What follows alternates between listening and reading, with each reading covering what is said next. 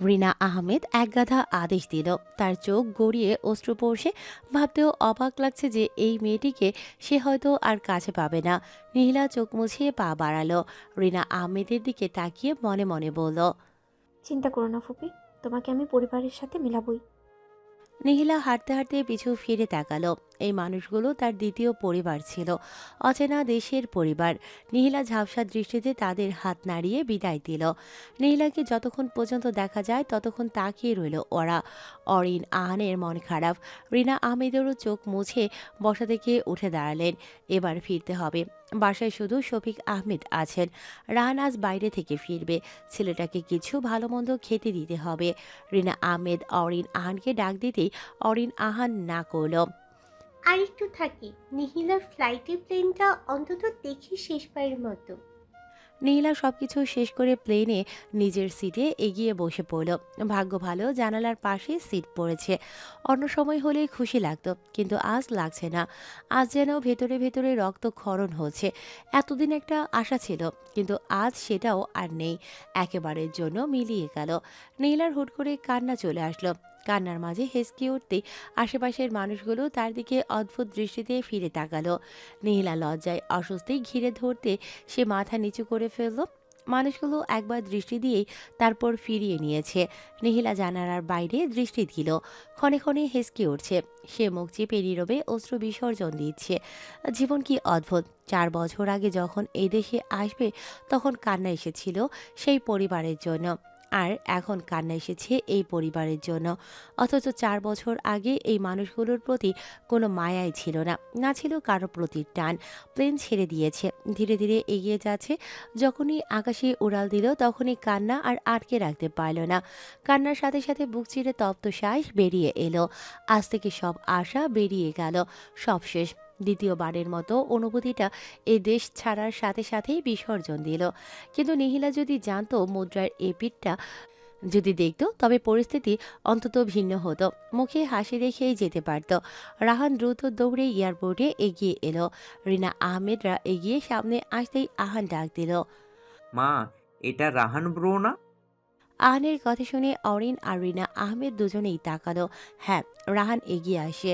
রিনা আহমেদ একটু এগিয়ে যেতেই রাহান এসে দাঁড়ালো। কি রে বাবা? মায়ের কথায় রাহান আশেপাশে তাকালো। শুনলাম নীলা চলে যাবে আজ। চলে গিয়েছে তো, এখনই বিদায় দিলাম। ও, রাহান পিছু ফিরে গেল। ব্রো দেখো, নিহিলার ফ্লাইটে প্লেন। আহানের কথায় রাহান উপরে তাকালো। মাথার উপরে খোলা আকাশে প্লেনটি উঠে যাচ্ছে। রাহান আকাশের দিকে তাকিয়ে রইল। যতক্ষণ পর্যন্ত প্লেনটা চোখের আড়ালে মিলিয়ে যাচ্ছে ততক্ষণ তাকিয়ে রইল। আকাশে প্লেনটা ছোট্ট আকার ধারণ করে মিলিয়ে যেতেই রাহানের চোখ ঝাপসা হয়ে এলো। তার জায়গায় অন্য কেউ হলে হয়তো হাঁটু গেড়ে বসেই পড়ত, কিন্তু রাহান নিজেকে শক্ত করলো।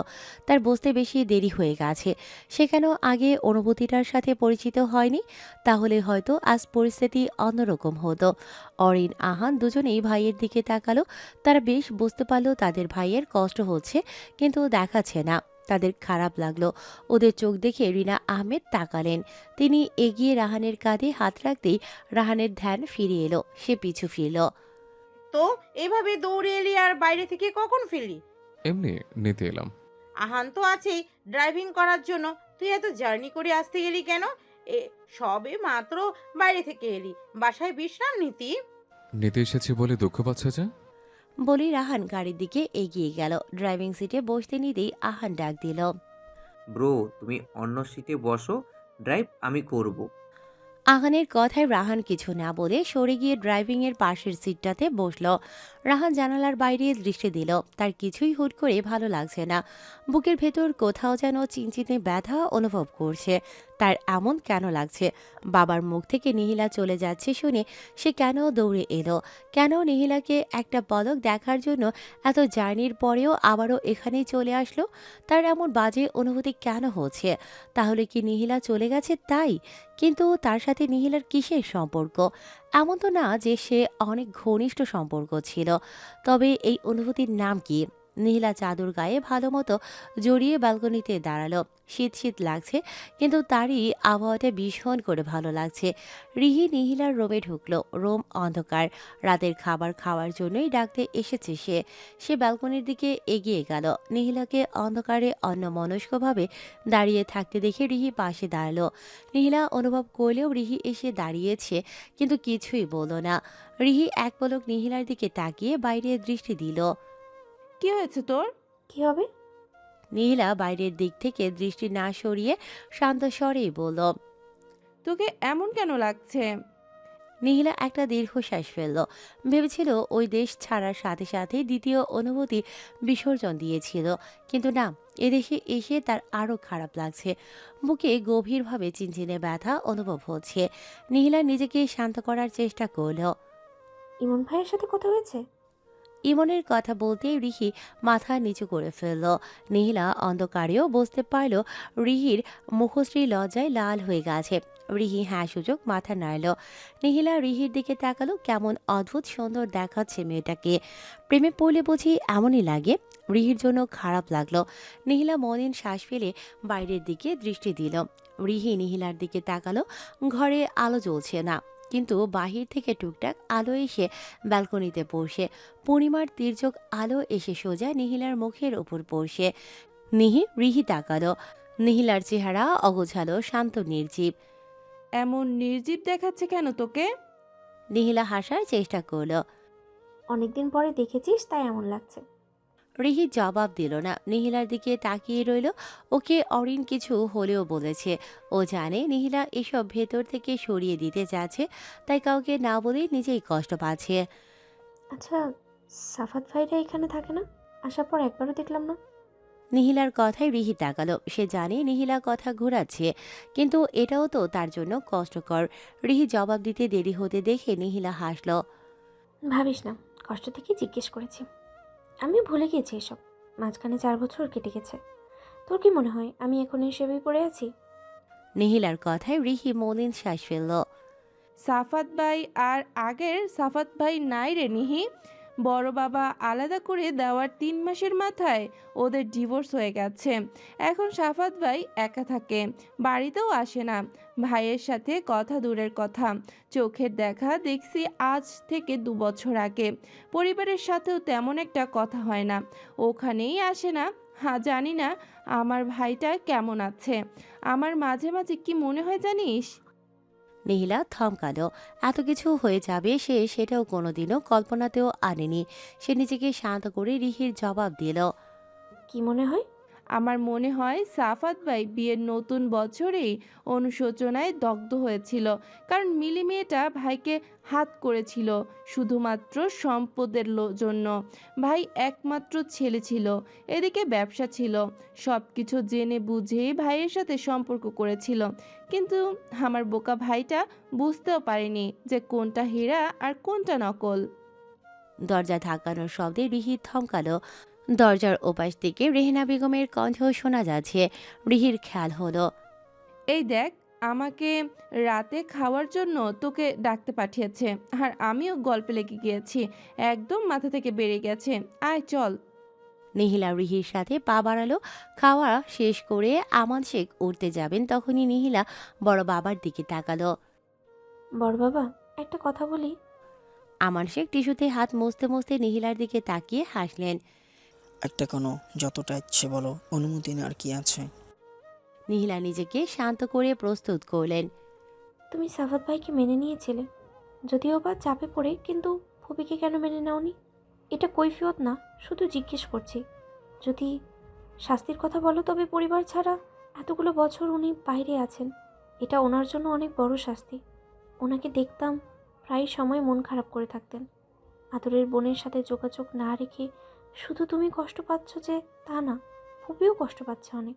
আমার একটা অনুরোধ রেখো, মেনে নাও প্লিজ। আমান শেখের এতক্ষণ থাকা হাস্যোজ্জ্বল মুখটা মুহূর্তের মধ্যেই নির্জীব হয়ে গেল। তিনি চুপ হয়ে গেলেন। নিহিলা তাকিয়ে রইল। ঘরে থাকা প্রতিটা সদস্যের দৃষ্টি আমান শেখের দিকে। বেশ কিছু সময় পরে আমান শেখ মাথা তুলে নিহিলার দিকে তাকালেন। রিনা আমাকে চিনে উঠতে পারেনি, আমার কাছে সরাসরি আসেনি, ফোনে যোগাযোগ করার চেষ্টা করেছে, সে যদি কাছে আসতো আমি তাকে ফিরিয়ে দিতে পারতাম। হয়তো প্রথম প্রথম অভিমানে দূরে সরিয়ে দিয়েছি। আর আমার বোন কী করলো? আমার সেই অভিমানটাকে একেবারের জন্য মনের মধ্যে আবদ্ধ করে নিয়ে দেশ ছেড়ে দিল। এখন এসব ভুলে যাও বড় বাবা। রাহির বিয়েতে ফুপিকে বলো। তোরা বল, আমি তো আপত্তি করছি না। বলেই তিনি রুমের উদ্দেশ্যে পা বাড়ালেন। নিহিলাকে উৎফুল্ল দেখালো। রেহানা বেগম, আমেনা বেগম ভারী খুশি হয়ে নিহিলাকে এসে জড়িয়ে নিল। অবশেষে এই বাড়ির মেয়ে ফিরে আসবে বলে কথা। রিহি দূর থেকে নিহিলার দিকে তাকালো। নিহিলাকে মন থেকেই উৎফুল্ল লাগছে। এতক্ষণ যে নির্জীব ভাবটা ছিল মুহূর্তের মধ্যেই যেন সেটা কেটে গেছে। নিহিলা মোবাইল হাতে নিয়ে কল দিতে গিয়েও দিল না। হুট করে আগের মতো মুখভঙ্গি করে ফেলল। রিহি বুঝতে পারল না এই মেয়েটার হুটহাট কি হয়। নিহিলা রিনা আহমেদকে মেসেজ লিখলেন। মিনিট দুয়েকের মাঝে রিনা আহমেদের কাছ থেকে কল আসলো। বেশ কিছু সময় কথা বলে শেষ পর্যায়ে নিহিলা নিজেকে শান্ত করে রিনা আহমেদের উদ্দেশ্যে বলল, পরের সপ্তাহে রাহির বিয়ে। ও রিনা আহমেদের এই কথাটা শুনেই নিহিলা বুঝতে পারল উনি কষ্ট পেয়েছেন। নিহিলা চুপ রইল, ওনাকে সময় দিল। বেশ কিছু সময় পর রিনা আহমেদ মন খারাপ আড়ালে ঢেলে দিয়ে আবারও বললেন, সবাই কত বড় হয়ে গেল, অথচ কাছ থেকে ছুঁয়েও দেখতে পারলাম না। আর রিহি তো একবারও বলল না। নিহিলা রিহির দিকে তাকালো। রিহি প্রথমেই রিনা আহমেদের সাথে কোনো মতে কুশলাদি শেষ করে ব্যালকনিতে চলে গেছে। হবু বরের সাথে কথা হচ্ছে বোধহয়। লজ্জা পেয়ে বলিনি। রাহি কাল বলবে তোমাকে। আমি বলছি তো তুমি এসো। মা বড় চাচিও কল দিবে তোমাকে কাল। আরে ভাইজান, সে তো মেনে নিবে না। তুমি সরাসরি এসে রাগ ভাঙিও। কল করলে এড়িয়ে যাওয়া যায়, কিন্তু সরাসরি নিজের রক্তকে এত বছরে এড়িয়ে যাবে না। ঠিক আছে, আমরা আসবো ভাইজান, ফিরিয়ে দেবে না তো? আমি চিনি বড় বাবাকে, আর তুমি আমার চেয়ে বেশিই চিনবে। এখন ওনার মন অনেক নরম হয়ে গিয়েছে, আর বড় বাবাই তোমাকে দাওয়াত করেছে। সত্যি ভাইজান বলছেন? রিনা আহমেদের কণ্ঠ উৎফুল্ল শোনালো। তা বুঝতে পেরে নিহিলা হেসে বলল। হ্যাঁ। রিনা আহমেদ কি বুঝে নিহিলার উদ্দেশ্যে বলে উঠলেন, নিহিলা মা, তোর মন ভালো তো? রাহান মাত্রই মায়ের সাথে কথা বলতে রুমে ঢুকতে নিচ্ছিল, কিন্তু মায়ের কথাটা শুনে দরজার ওখানেই দাঁড়িয়ে পড়ল। নিহিলা থমকালো। সে তো উপরে যথেষ্ট ভালো আছে, তবে কণ্ঠস্বরে কি কিছু বোঝা যাচ্ছে। নিহিলা নিজেকে শান্ত করল। কেন মনে হচ্ছে ফুপি? না, কেমন শান্ত শান্ত কণ্ঠস্বর। নিহিলা হাসার চেষ্টা করল। এমনি মনে হচ্ছে ফুপি। রিহির বিয়ে হয়ে যাবে না, একটু মন খারাপ। তুমি এসো কিন্তু।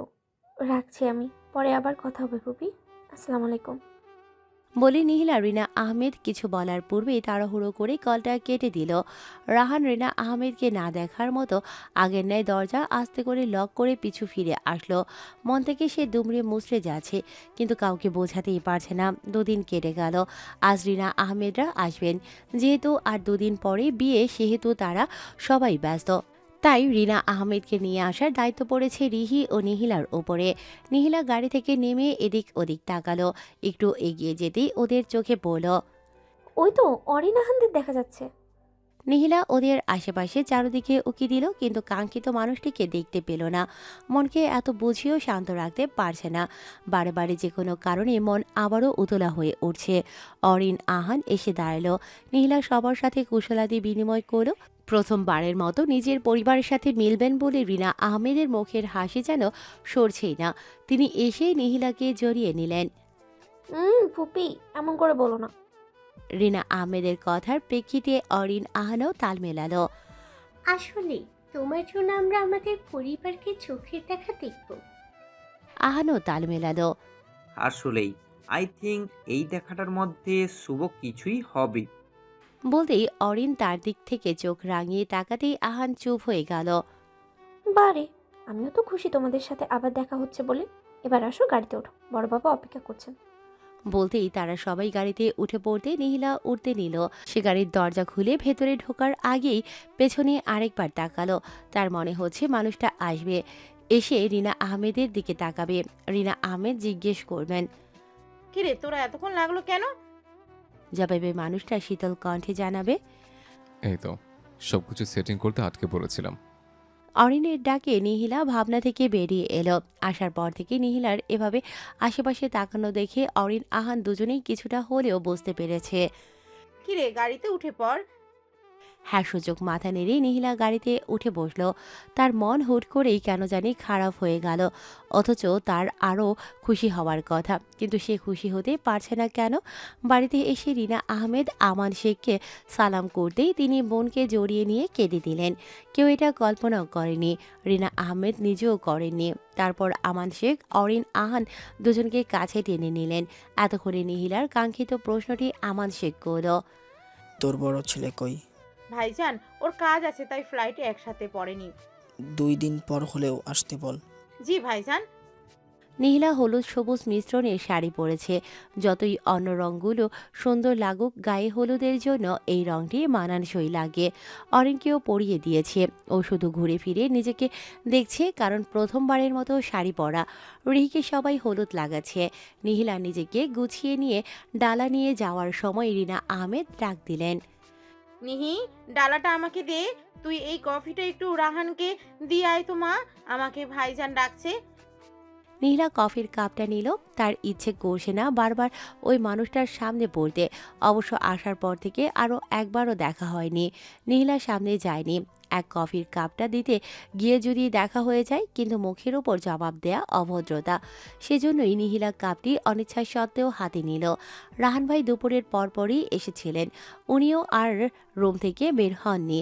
বিধায় নিহিলার অস্বস্তি কম লেগেছে, কিন্তু এক মনে অস্বস্তি কমলেও আরেক মনে উনি কি করছেন সেটাই দেখতে ইচ্ছে করে। পাশ দিয়ে অরিন মোবাইল কানে দিয়ে যেতে নিতেই নিহিলা ডাক দিল। অরিন, এটা তোর বড় ভাইয়ের জন্য দিয়ে আয়, ঠান্ডা হয়ে যাচ্ছে। তোর জন্য তো ওইরূপ নিষিদ্ধ না, তুই যা। বলেই সেই সিঁড়ি বেয়ে চলে গেল। রিহির বিয়ের সব আয়োজন ছাদে হচ্ছে বিধায় মানুষজন তেমন একটা নেই। নিহিলা এগিয়ে গেল। দেরি করলে চলবে না, তার উপরে আবার লাগবে। সে রাহানের রুমের দরজার ফাঁক দিয়ে একটু দেখার চেষ্টা করলো, না, দরজা বন্ধ। সেবার যে কথা হলো এরপর এই প্রথম দেখবে, কিন্তু মনে ভীষণ অস্থিরতা ঘিরে ধরেছে। মনে হচ্ছে যেন কতগুলো মাস মানুষটাকে দেখেনি। নিহিলা দরজার সামনে দাঁড়িয়ে রইল। পরক্ষণে নিজেকে সামলে নিল। সে কেন এত আড়স্ত হচ্ছে? এখন কি করবে? টোকা দেবে নাকি ডাকবে? সে টোকা দিল। তারপর 2 বার টোকা দিতেই নিহিলার মুখশ্রী তেতো হয়ে গেল। রাহান দরজা খুলে স্বাভাবিক ভঙ্গিতে আবারও ল্যাপটপ দেখার স্থানে বসে পড়ল। তা দেখে কফির কাপ নিয়ে দাঁড়িয়ে থাকা নিহি গুটিয়ে গেল। মানুষটা এতগুলো দিন পরেও দেখে এমন ভাব করছে যেন প্রতিদিনই দেখা হয়। নিহিলা তাকালো। তার এমন ভাব দেখে মনে হচ্ছে নিহিলার এখানে আসা স্বাভাবিক। আপনার কফি। রাহান এক পলক কফির দিকে তাকিয়ে ল্যাপটপের স্ক্রিনে দৃষ্টি দিল। আমি ধোয়া ওঠা ছাড়া খাই না। তুই অলরেডি ঠান্ডা করে ফেলেছ, আবার বানিয়ে নিয়ে এসো। বলেই রাহান নিজের কাজ করতে লাগলো। নিহিলা রাগী দৃষ্টি নিক্ষেপ করে রাগী স্বরে কিছু বলতে নেবে, সেই সময় রাহান একবার মুখ তুলে তাকালো। তা দেখে নিহিলা মুহূর্তের মধ্যেই বোকা বোকা চাহুরিতে হাসার চেষ্টা করলো। আসলে শাড়ি পরে এত সব উপরে ওরা ডাকবে আমাকে। তো পড়েছো কেন? মানে আমার বোনের বিয়ে আর আমি শাড়ি পরবো না? বারণ করেছে কে? নিহিলা বিরক্ত হলো। আশ্চর্য তো, এই কফি বানানোর দায়িত্ব আমার না। নিহিলার কথায় রাহান ভ্রুকুসকে গম্ভীর স্বরে বলল। আমি না হয় অতিথিদের সাথে খারাপ ব্যবহার করি, কিন্তু তোমরা এমন কিছু করো জানা ছিল না। নিহিলা মুহূর্তের মধ্যে শান্ত হয়ে গেল। আসলেই তো তাদের বাড়িতে অতিথি এসেছে। সে কিভাবে সামান্য কফির জন্য এভাবে ব্যবহার করছে। নিহিলা পিছু ফিরে গেল। তা দেখে রাহানের ঠোঁটের কোণা প্রশস্ত হলো। বেশ কিছু সময় পরেই নিহিলার ধোয়া ওঠা কফি নিয়ে ফিরে এলো। সে এসে দাঁড়াতেই রাহান ওভাবেই আগের ন্যায় কাজ করতে লাগলো। তা দেখে নিহিলা এগিয়ে রাহানের সামনে টেবিলটাতে কফি রেখে দিতে যেতেই রাহান গম্ভীর কণ্ঠে শুধালো। তোমাকে রাখতে বলছে? নিহিলার এবার রাগ চড়ে গেল। সে বেশ রাগী কণ্ঠে শোধালো। আমি কি এখানে পড়ে থাকবো? বলেই নিজেই নিজের জিহ্বায় কামড় দিল। কি বলে ফেলেছে সে এটা? রাহান ল্যাপটপ বন্ধ করে উঠে দাঁড়ালো। সে সোজা কাপড়ের টলির কাছে এগিয়ে গিয়ে কাপড় নিয়ে ওয়াশরুমে পা বাড়াতে গিয়ে থেমে পিছু ফিরে নিহিলার দিকে তাকালো। এখন তো আছোই, তোমাদের বাড়ি তুমি চাইলে এইভাবে থাকতে পারো, মাইন্ড করবো না। রাহান ওয়াশরুমে ঢুকতে নিহিলা কফির কাপ ওভাবে রেখে রুম থেকে বেরিয়ে গেল। মানুষটার এমন অদ্ভুত কর্মকাণ্ড তার মাঝে মাঝে সহ্য হয় না, এই যেমন এখন হচ্ছে না। এটা ভাবতে মুহূর্তের মধ্যে নিহিলার মনে জবাব দিয়ে দিল। এই বিরক্তির গম্ভীর স্বভাবটাই তো তার ভালো লাগার কারণ, কিন্তু সামনে থাকলে এমন অস্থিরতা ঘিরে ধরে কেন? বোধহয় প্রথম দিনেই সেই ভয়টা রয়ে গেছে। এত কিছুর পরেও এত ভালো লাগার কারণ সে খুঁজে পায় না। এতদিন মন নির্জীব ছিল, অথচ এখন সেই নির্জীব ভাবটা নেই। তাহলে কি তার সব সজীবতা এই মানুষটার মাঝেই? এটা ভাবতেই সে নিজেকে সামাল দিল। বারে বারে এমন ভাবনা তার মানায় না। এসব কিছুই হবে না, তার নিজেকে শক্ত করা উচিত। আজ রিহির বিয়ে, নিহিলা রিহিকে জড়িয়ে ধরে আছে। রিহি হাসতে পারছে না কোনোভাবেই, ক্ষণে ক্ষণে চোখে পানি চলে আসে। পাশে অরিন তাকিয়ে আছে, সে বারবার জিজ্ঞেস করছে,